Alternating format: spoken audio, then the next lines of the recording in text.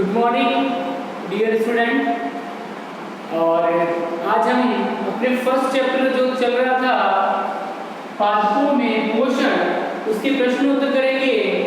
तो आप सब लोग अपनी नोटबुक निकालें और प्रश्न उत्तर नोट करें, ठीक है बेटा। तो फर्स्ट चैप्टर अपना पाठों में पोषण ये कंप्लीट हो गया है और अब आप इसके प्रश्न उत्तर करेंगे। चलिए इसका फर्स्ट क्वेश्चन लिखेंगे अपनी कॉपी में और मैं इसके साथ आंसर भी आपको करवा रहा हूं जो आपको अपनी कॉपी में नोट करने हैं, ठीक है। चलो फर्स्ट क्वेश्चन देखेंगे अभी अपन।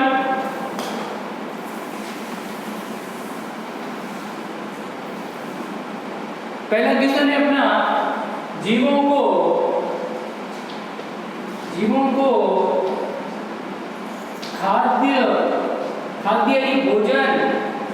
खाद्य या भोजन भी कह सकते हैं इसको। खाद्य की आवश्यकता क्यों होती है? जीवों को खाद्य की आवश्यकता क्यों होती है?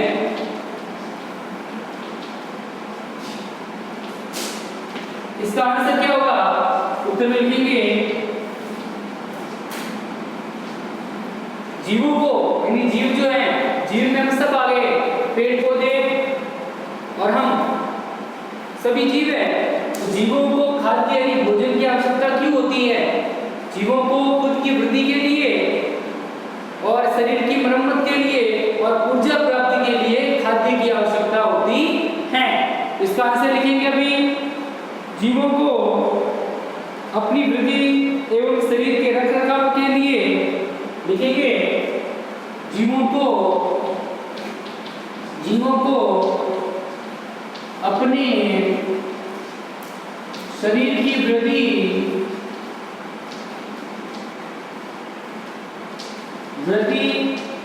शरीर के रखरखाव तथा ऊर्जा प्राप्त करने के लिए, क्योंकि खाना खाने से हमें क्या मिलती है? ऊर्जा, एनर्जी मिलती है ना। खाना खाते ही हमारे अंदर ऊर्जा आ जाती है, ताकत आ जाती है और फिर हम काम करना शुरू कर देते हैं। तो शरीर के रखरखाव तथा ऊर्जा प्राप्त करने के लिए भोजन की यानी खाद्य मानी भोजन की आवश्यकता होती है। समझ गए? तो जीवों को अपने शरीर की वृद्धि, शरीर के रखरखाव तथा ऊर्जा प्राप्ति के लिए खाद्य की यानी भोजन की आवश्यकता होती है। फिर सेकंड क्वेश्चन देखेंगे। सेकंड क्वेश्चन क्या है, मैं लिखता हूं अभी। परजीवी एवं मृतजीवी में अंतर स्पष्ट कीजिए। परजीवी व मृतजीवी में अंतर स्पष्ट कीजिए।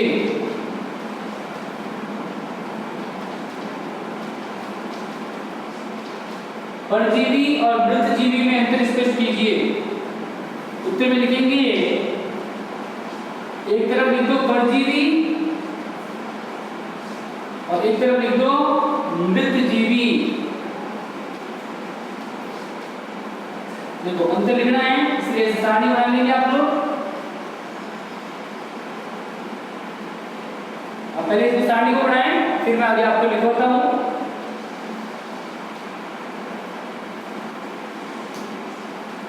अच्छे से बनाओ सारणी, फिर मैं आपको लिखवाता हूं।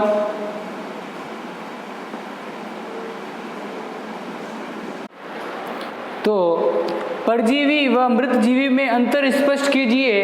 तो परजीवी का मैंने लिखा है वे जीव जो परपोषी को अमूल्य पोषकों से वंचित करते हैं उन्हें परजीवी कहते हैं। उदाहरण है इसका अमरबेल के बारे में हमने पढ़ा था कि अमरबेल जो होता है वह दूसरे पादप के ऊपर चढ़कर उस पर आरोहित होकर उसके पोषक तत्वों को वंचित करता है। अमरबेल दूसरे पादप पे चढ़ के या उसके ऊपर आरोहित होकर उस पादप से अपना भोजन प्राप्त करता है तथा उस पादप को अपने पोषक तत्वों से वंचित कर देता है, वो होता है परजीवी। और इसका एग्जाम्पल है अमरबेल। पढ़ा था हमने अमरबेल के बारे में। तो अमरबेल एक परजीवी है। मृत जीवी, नाम से पता चल रहा है मृत जीवी। जीवी यानी जीव, वे जीव जो मृत या जो मरे हुए या विघटित, जिनको सड़ाया जा सके, मृत या विघटित जैविक पदार्थों से अपना पोषक तत्व यानी भोजन प्राप्त करते हैं, उन्हें मृत जीवी कहते हैं। जैसे इसका उदाहरण है कवक। कवक जो होता है, जैसे कोई रोटी काफ़ी दिन से पड़ी है या डबल रोटी है जो गीली है, नम है, तो उस पर जाके कवक लगते हैं और उस पर कवक लगने के कारण कवक उसके ऊपर अपने पोषक तत्वों को छोड़ते हैं। कवक के बारे में पढ़ा था हमने। कवक में बीजाणु होते हैं, वो बीजाणु जाके बैठते हैं और फिर अपनी संख्या में वृद्धि करके उसको विघटित करते हैं पूरी तरह से और फिर अपना भोजन प्राप्त करते हैं। तो सड़ी गली वस्तुओं से या मृत वस्तुओं से अपना भोजन प्राप्त करने वाले जो जीव होते हैं उन्हें मृत जीवी कहते हैं। उदाहरण है कवक। ठीक है, चलिए आगे लिखते हैं। तीसरा क्वेश्चन देखेंगे। अभी तीसरा क्वेश्चन क्या है मैं देखता हूं। अभी आप पत्ती में, इसको मिटा दूं, फर्स्ट क्वेश्चन को मिटा दूं क्या? चलिए फर्स्ट मिटा देते हैं, आप पीछे पीछे करते जाएं।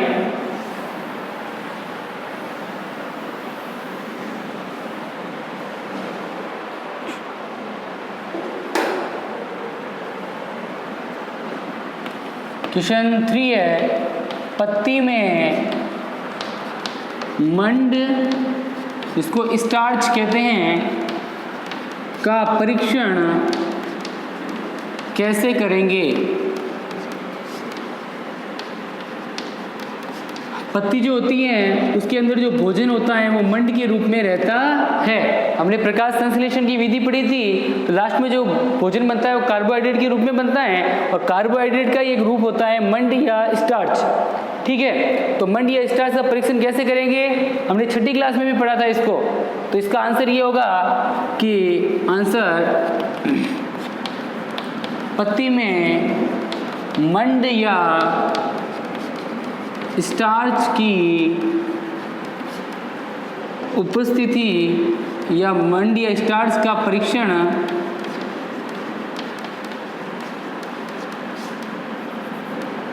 पत्ती में मंड या स्टार्च का परीक्षण आयोडीन परीक्षण द्वारा होता है। आयोडीन परीक्षण द्वारा होता है। पत्ती के ऊपर 2 या 3 बूंद आयोडीन विलयन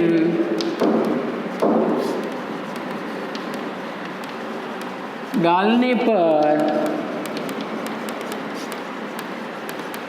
पर अगर पत्ती का रंग नीला या काला होता है तो पत्ती में मंड यानी स्टार्च है। ये इसका परीक्षण है पत्ती का, कि पत्ती के ऊपर अगर 2-3 बूंदे आयोडीन विलयन की डाल के परीक्षण किया जाए और थोड़ी देर पड़ा रखें तो उसका रंग अगर नीला या काला हो जाता है पत्ती का रंग, तो उसमें मंड यानी स्टार्च है। पत्तियाँ जो भोजन बनाती है ना, वो मंड या स्टार्च के रूप में पत्तियों में इकट्ठा रहता है। तो अब पत्ती में मंड या स्टार्च है या नहीं, इसका पता लगाने के लिए आयोडीन विलयन द्वारा एक परीक्षण किया जाता है। तो आयोडीन विलयन की 2-3 बूंदें डालकर पत्ती के ऊपर काफ़ी देर तक रखते हैं। तो अगर पत्ती का रंग नीला या काला हो जाता है, इसका मतलब पत्ती में मंड या स्टार्च है। ये तीसरे का आंसर हो गया। अब चौथे का लिखता हूँ, मैं इसको मिटा दूँ। चलिए इसको मिटा देते हैं।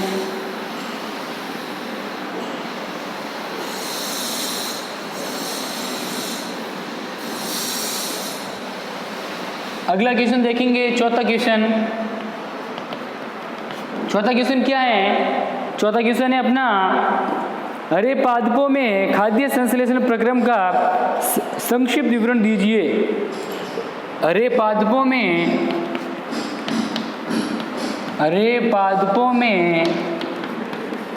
खाद्य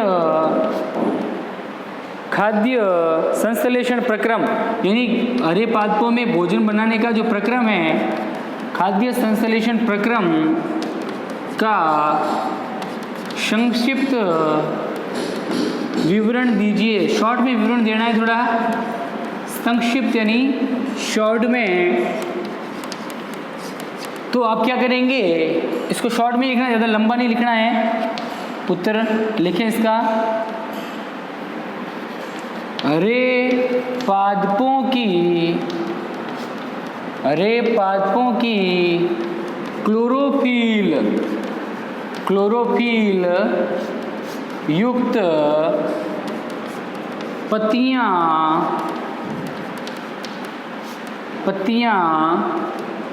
सूर्य के प्रकाश की, हरे पादपों की क्लोरोफिल युक्त पत्तियां सूर्य के प्रकाश की उपस्थिति में, सूर्य के प्रकाश की उपस्थिति में जल व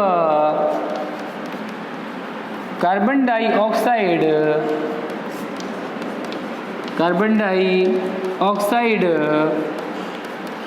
लेकर कार्बोहाइड्रेट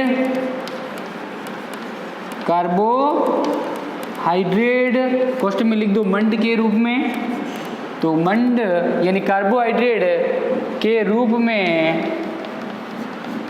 भोजन या खाद्य मतलब भोजन के रूप में भोजन बनाती हैं, साथ में ऑक्सीजन गैस मुक्त करती है, साथ में ऑक्सीजन गैस मुक्त करती हैं। ये हो गया प्रक्रम। अब इसको चाहो तो आप थोड़ा एक इसकी समीकरण है, प्रकाश संश्लेषण समीकरण।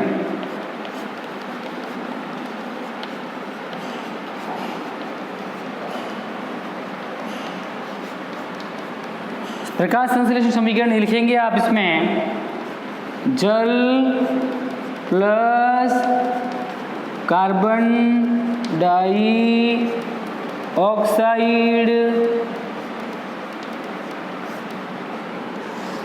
फिर यहाँ लिख देंगे सूर्य का प्रकाश और क्लोरोफिल, और यहाँ लिख देंगे कार्बोहाइड्रेट के रूप में भोजन बनता है, और प्लस में यहाँ लिख देंगे ऑक्सीजन गैस मुक्त होती है। ठीक है, चलिए इसको लिखिए। ये हो गया इसका आंसर कि हरे पादपों में भोजन बनाने की प्रक्रिया कैसे होती है। ये लिख देंगे कि हरे पादपों में क्लोरोफिल युक्त पत्तियां सूर्य के प्रकाश की उपस्थिति में जल व कार्बन डाइऑक्साइड लेकर कार्बोहाइड्रेट यानी मंड के रूप में भोजन बनाती है, साथ में ऑक्सीजन गैस मुक्त करती है। ये हो गई इसकी समीकरण, प्रकाश संश्लेषण समीकरण कहते हैं इसको। जल प्लस कार्बन डाइऑक्साइड सूर्य के प्रकाश की उपस्थिति में क्लोरोफिल की सहायता से कार्बोहाइड्रेट के रूप में भोजन बनाती है, साथ में ऑक्सीजन गैस मुक्त करती है। चलिए लिखिए, इसको नोट कीजिए आराम से, बढ़िया, फिर आगे लिख पाते हैं।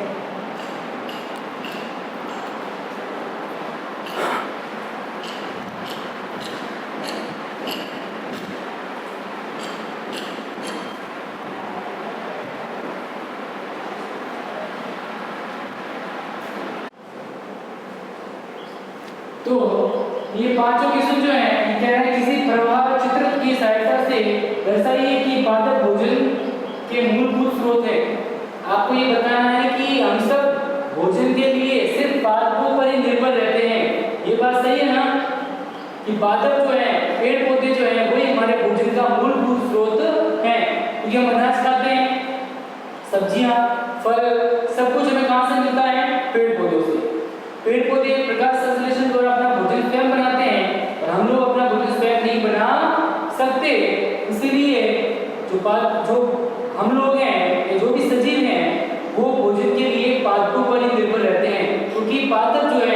अपना भोजन स्वयं बना पाते हैं, दूसरे लोग या दूसरे जीव अपना भोजन स्वयं नहीं बना पाते। इसके अलावा पादप जो है प्रकाश संश्लेषण द्वारा ऑक्सीजन गैस मुक्त होती है। लास्ट में जब प्रकाश संश्लेषण की क्रिया पूरी होती है तो ऑक्सीजन मुक्त होती है और इस ऑक्सीजन को हम ग्रहण करके शोषण में काम में लेते हैं। इस प्रकार पता चलता है कि हम भोजन के लिए सिर्फ और सिर्फ मूलभूत रूप से पादपों पर निर्भर रहते हैं। और एक खाद्य श्रृंखला है, देखो आप ये खाद्य प्रवाह का क्रम है। तो जैसे मान लो पादप है तो पादप को खाने वाले जो छोटे जीव है, कीट है, मान लो कीट को कौन खाता है? मेंढक। मेंढक को कौन खाता है? सांप। सांप को कौन खाता है? बाज। तो हम शुरुआत कहाँ से हुई? पादप से। तो पादप है वही भोजन का मूलभूत स्रोत है। समझ गए? चलिए इसका आंसर लिखवा दिया मैंने, इसको आप उतारें, फिर हम आगे बढ़ते हैं। आगे है छठा क्वेश्चन, इसको देखते हैं। चलिए नोट कीजिए इसको।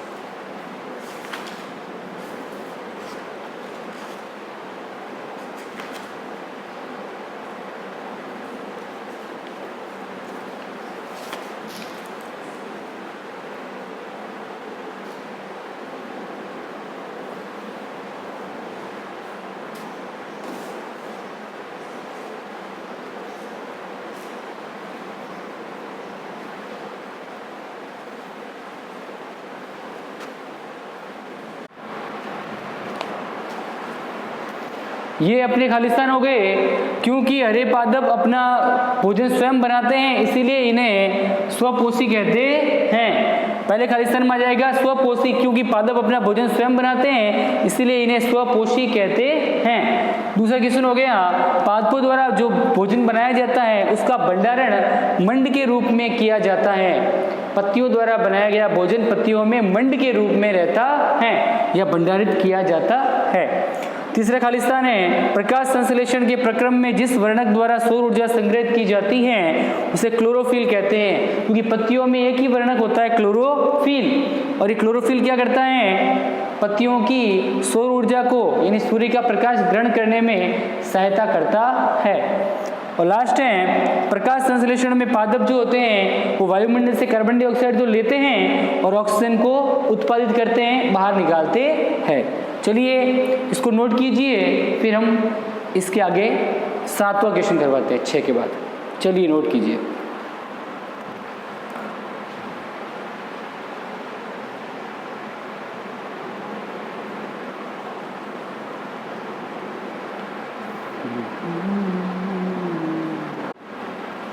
अब है 7वां क्वेश्चन करेंगे अपन। क्वेश्चन नंबर 7 ये कह रहा है, निम्न कथनों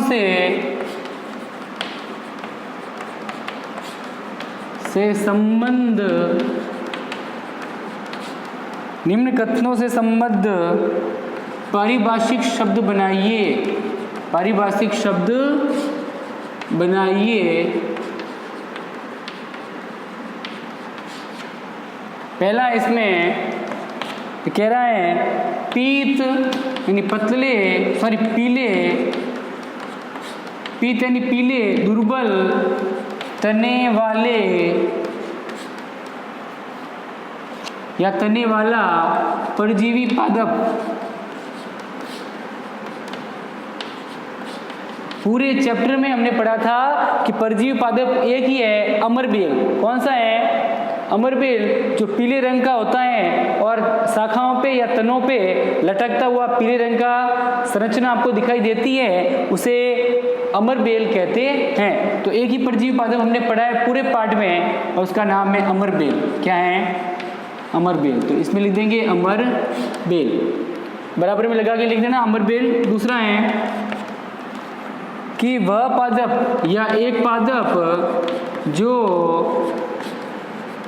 स्वपोषण यानी अपना भोजन स्वयं भी बना सकता है तथा विषम पोषण यानी भोजन के लिए दूसरों पर भी निर्भर रहता है। विषम पोषण दोनों ही प्रणाली पाई जाती है। ऐसा कौन सा पादप है जो स्वपोषण तथा विषम पोषण दोनों प्रणाली पाई जाती है, यानी दोनों प्रकार से भोजन कर सकता है, दोनों ही प्रणाली पाई जाती हैं। तो आपने एक पादप पढ़ा था हमने कि जो ये घटपर्णी पादप है, घड़े के समान मुंह वाले, क्योंकि उनकी जो पत्तियां होती है वह घड़े का रूप ले लेती हैं, तो ये जो क्या करते हैं, ये बाहर से जो कीट आते हैं उनको अपने अंदर, जैसे ही अंदर आते हैं तो उनके बालों के बीच में फंस जाते हैं और फिर उनको पचा के खा जाते हैं। तो ये अपना भोजन बाहर से भी प्राप्त करते हैं, दूसरे जानवरों से भी, और अपना भोजन स्वयं भी बना सकते हैं। तो इसमें आ जाएगा घटपर्णी पादप। घटपर्णी पादप, ये पादप क्या करते हैं, ये अपना भोजन स्वयं भी बनाते हैं, इसके भी अंडरलाइन कर लो, और कीटों को मारकर भी खाते हैं, यानी विषमपोषी भी है और स्वपोषी भी है। तीसरा हम खालिस्तान में लिखेंगे, तो तीसरे में वे रंध्र जिनके द्वारा पत्तियों में गैसों का आदान प्रदान होता है।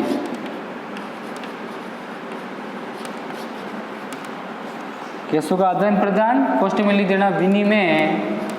विनिमय का मतलब भी होता है आदान प्रदान होता है।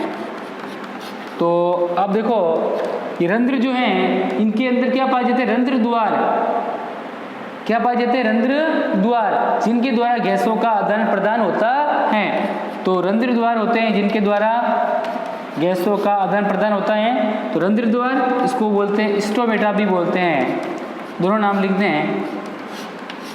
ठीक है, चलिए लास्ट क्वेश्चन है चौथा, उसको पढ़ लें आप एक बार। सॉरी, इसमें 3 ही हैं। फिर 8वां क्वेश्चन करते हैं। 8वां क्वेश्चन कह रहा है सही उत्तर पर सही का निशान लगाइए, टिक लगाना है। सही कौन सा है, चिन्ह लगाइए। चलिए, इसमें पहला क्वेश्चन है अमरबेल किसका उदाहरण है। अभी पढ़ा था हमने, ऊपर आया खालिस्तान में, देखो अमरबेल क्या है, परजीवी। तो अमरबेल उदाहरण है, किसका उदाहरण है, उदाहरण है किसी, इसमें ऑप्शन दे रखे हैं 4 आपको। स्वपोषी, दूसरा है परजीवी,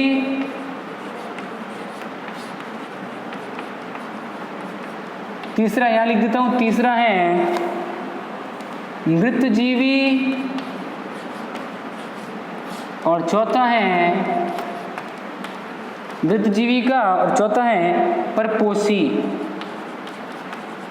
परपोषी का।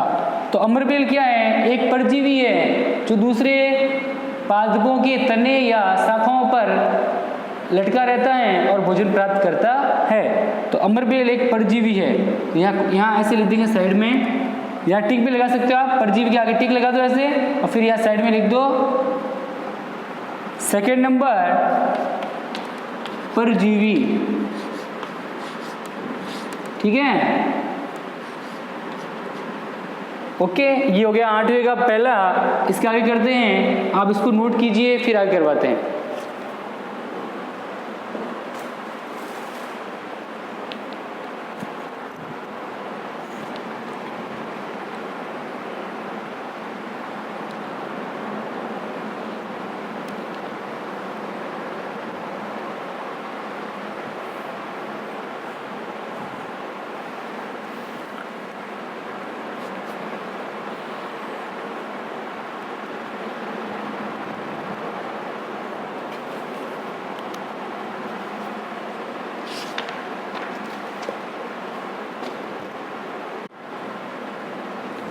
अब है 8वें का ख। देखिए 8वें का ख है कि कीटों को पकड़कर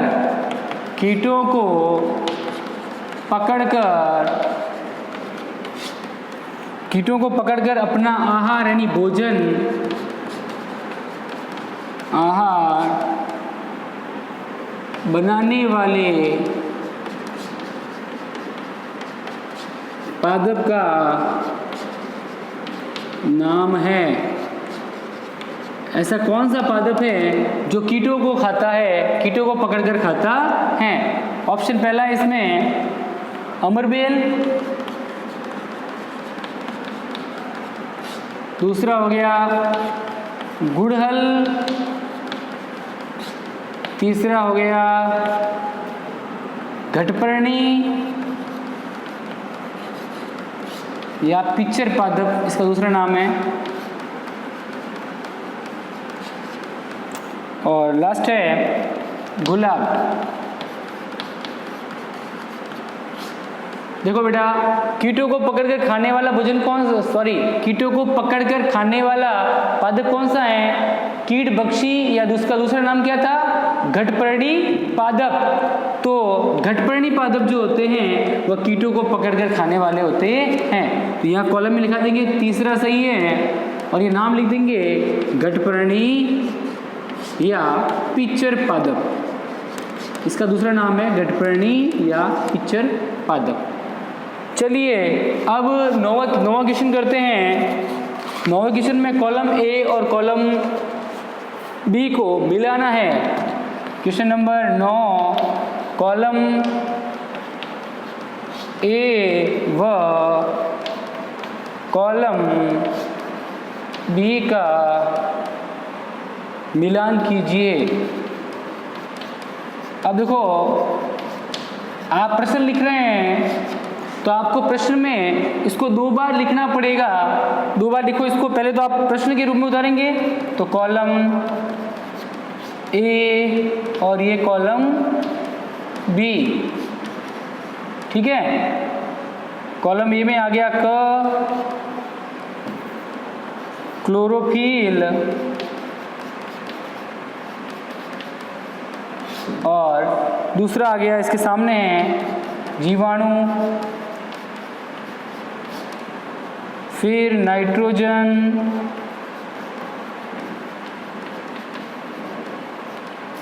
फिर सामने लिखा हुआ है परपोषित, फिर है ग में लिखा हुआ है अमरबेल, और उसके सामने है घटपर्णी पादप, फिर है चौथा है जंतु, और इसके सामने लिखा हुआ है पत्ती। इसके आगे एक और है, तो वो आप ऊपर लिखेंगे। तो पहले आप इसको नोट करें, फिर मैं इसके बाद वाला 5वां लिखवाता हूँ इसको। क ख ग घ ड़ एक और है, उसको भी लिखेंगे और फिर अपन मिलान करेंगे। पहले इसको नोट कीजिए, फिर आगे करते हैं।